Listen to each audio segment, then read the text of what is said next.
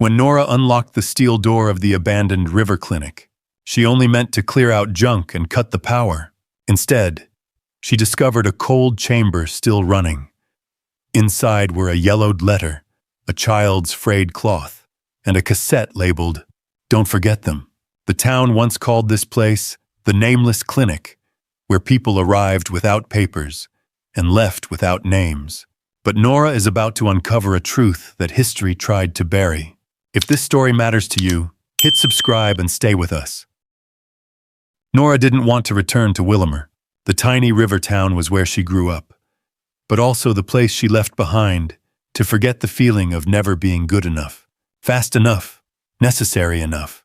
After being laid off in the post-pandemic hospital cuts, like thousands of nurses across the country, she moved in with her boyfriend, then broke up, then drifted somewhere between 30 and not knowing what the hell I'm doing.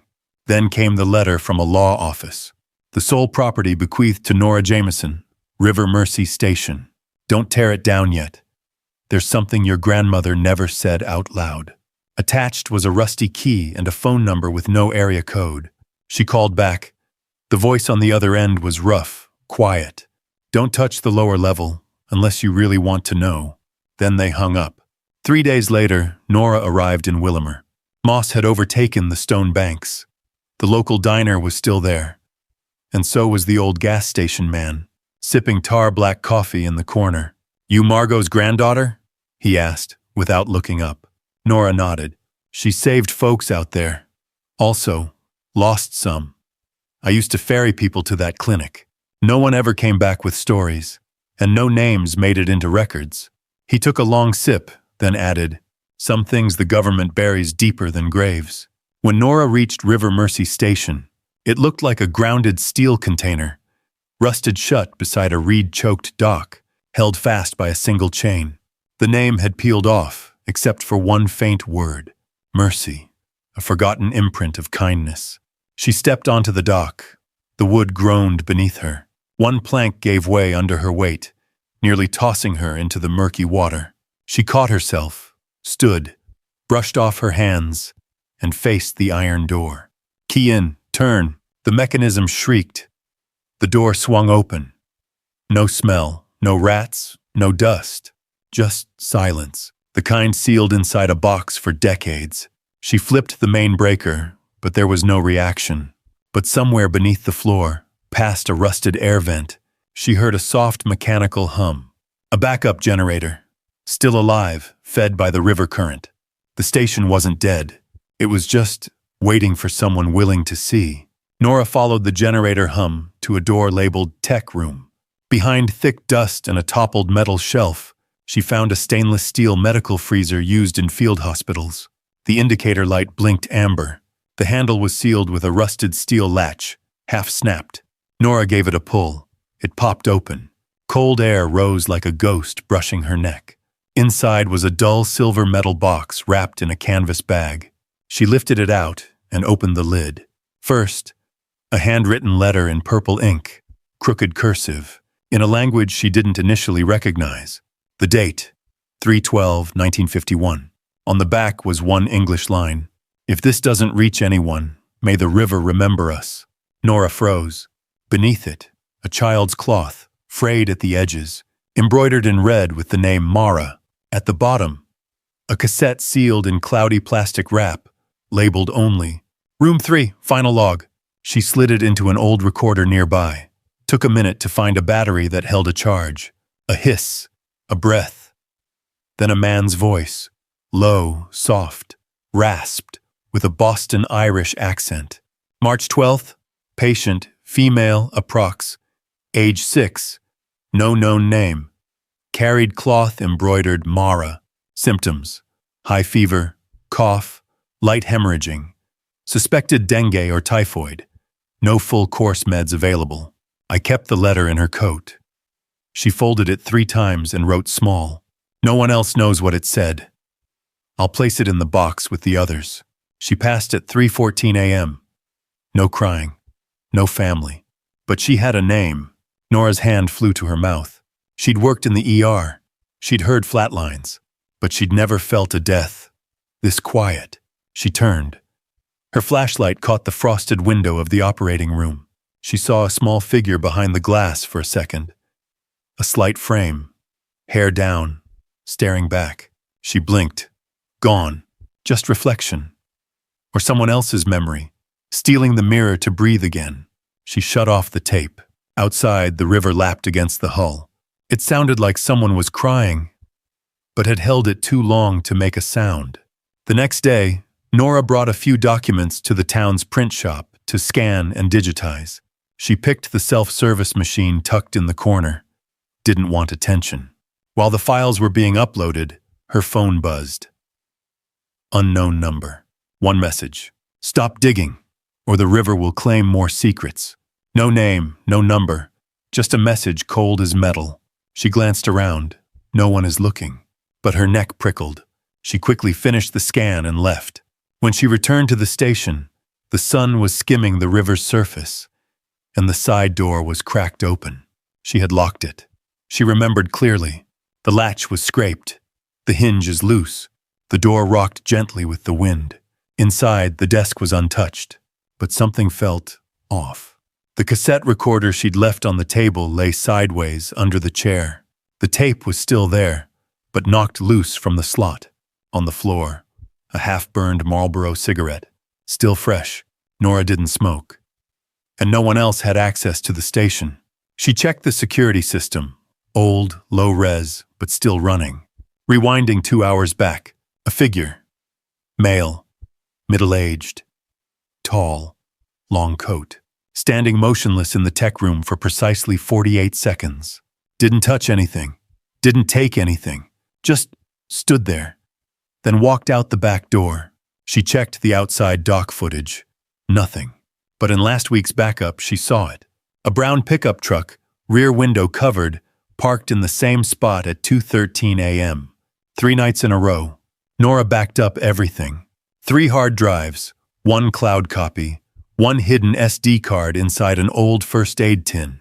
Still didn't feel safe. That night, she went to the diner. Asked for Mr. Wilson, the oldest man in town. Used to work for the post office. When Nora mentioned River Mercy, he set down his coffee like it had turned to stone. Listen, kid. Your grandma, Margot, stirred up a lot of trouble back in the 70s. She helped people no one wanted to talk about. Refugees, experiments, Cold War fallout. Then one day, poof, clinic gone, files vanished, folks stopped asking. He leaned in, voice lower. Some ghosts ain't meant to be dug up, especially not the ones we buried with government stamps. Nora didn't respond. She sat, listening to the coffee machine hiss and pop in the background. But in her chest, a single question echoed loudly. If the government tried so hard to erase Mercy, what were they afraid we'd find? Nora hadn't planned to speak out so soon, but after that night, silence started to feel like complicity. She set up a small table in the old operating room, a laptop, a travel mic, her grandmother's leather notebook. River Mercy became a makeshift studio. She called the podcast, The River Knew. The first episode was under 10 minutes. No music, just her voice. I'm Nora Jameson. This is River Mercy Station, once a mobile clinic post-WUP 2, sitting by a river with no name. What I've found here isn't in any museum, but if anyone out there remembers this place, if you lost someone here. She described the yellowed letter, the child's clothes, the cassette tape. After hitting publish, she sat in silence. No sharing, no social posts, no expectations. 3 hours later, the first comment came in. This is fake news. Urban legend clickbait. Stop exploiting dead people. An hour after that, another. My grandma used to mention Mercy Station. I didn't know it was real. Can I send you a photo? Nora checked her inbox. 1 email. Subject. Clara, from M. Lakatos, clevelandu.edu. Attached. A black and white photo of a little girl holding a cloth embroidered with Mara, an exact match to the one Nora found. The message read, I don't know who you are, but my grandmother used to tell a story about a child named Clara Gall who vanished with her mother while fleeing across the border in 1951. She spoke of a river doctor who kept the child's clothes until the end. I always thought she made it up. But this photo is real. I need to know, is the name Clara on your list? Nora's hands shook. She opened the notebook. Page 3. Entry 12. Gal K. Female approx. 6 wires. Unknown nationality. Red cloth. Name embroidered. M.A.R. Deceased. 3:14 a.m. She started typing a reply, but stopped. Instead, she hit record on episode 2. There was a girl named Clara. She may be your family. And if that's true, then the cloth she carried has come home. If you have a story, if you've ever heard whispers of a place left off the map, let the river answer. 3 days later, the downloads quadrupled. An independent journalist reached out. A migration studies grad student asked for an interview. An older man in New York left a voice message. I once ferried people to Mercy by boat. I thought I was the last one who remembered. Nora opened each email like opening another operating room door, and memory poured in, uninvited, undeniable. On the 8th day after the podcast launched, Nora woke to the shrill ring of the landline, a phone she'd never used. It was Dr. Abram.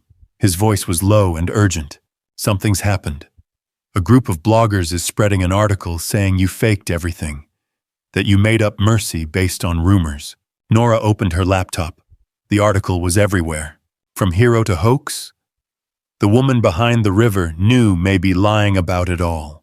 By Evan D. Grant, claiming to be the grandson of a Cold War-era Mercy operator, now a DC lobbyist.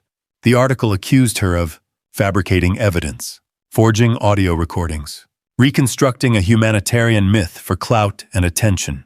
It included a screenshot of an altered email implying that Nora had offered a reporter the story in exchange for donations. Comments flooded the podcast feed. Just another grifter using dead people for likes. Mercy was a black ops program. She's poking at things she doesn't understand. If there's really a list of names, how come no one's seen it? Nora shut the laptop. Her head buzzed. She bolted to the tech room. Opened the safe where she kept the original notebook. The only document with handwritten names, dates, and details. Empty. The lock was untouched, but the notebook was gone. She tore the place apart. Closet, desk, freezer, nothing.